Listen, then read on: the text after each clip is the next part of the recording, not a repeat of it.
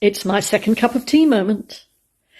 I've been thinking a lot about the business of collaboration and sharing of practice and how important it is. And I actually posted the video that I'd shared with you about 10 days ago on this into my Facebook group. And there's been some interesting things coming up from it.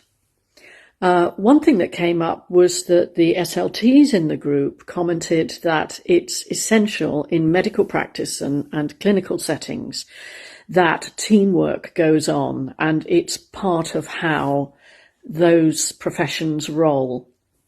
And obviously good medicine can't happen without teamwork. And yes, it's scary, but you learn so much. And also it means that in that kind of a situation, there's someone to ask and you're training on the job. And this is a really, really powerful thing, we think. Now, something that I hadn't considered, and this is simply because I haven't worked in higher education for a long time, is that many of our teachers working in that setting are on what we call 0 hours contracts. So they might be employed just for a term, or they might be employed just for a whole academic year. And there is the potential, perhaps if you share your practice, first of all, to be, vilified, or for someone to be critical of what you do and therefore you lose your job. Or perhaps if you're passing on your wonderful skills to someone else, you might feel, but what if I'm not needed in the future? And I think there's an uncertainty there that's built into the way we treat people in our profession that makes it harder for them to share their practice. Now, obviously, this can be handled better with good leadership. So if you have the leader of a particular department who makes sure that collegial conversations go on between teachers so that they can share their practice, similar to what ought to happen, and I think does happen in schools during insets, where the teachers all do some training together, then I think this can be dealt with and people will be able to share more openly.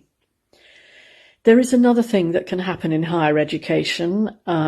It's not happened to me, but I know that it does happen and is still happening now, which is if there isn't that sort of good leadership within a department, what can happen is that one teacher contradicts another.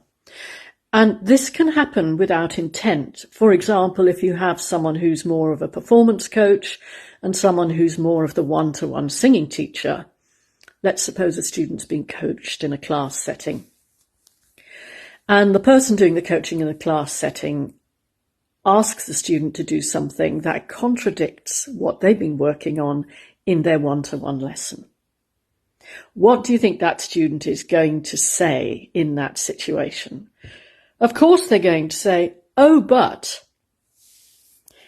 And then you're in a situation where that's been heard not just by the person you're working with, but by the whole class. And trust me, it will get back to the teacher in question. How is that going to make them feel? And it takes courage to go and talk to the person who perhaps said that and say, can we have a chat about this?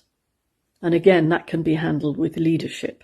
So these are all reasons why people might not share their practice with each other. I would very much love to hear people's thoughts on this and experiences, if you're okay sharing them. And thank you very much for everyone who said they're enjoying these cup of tea moments. I am too.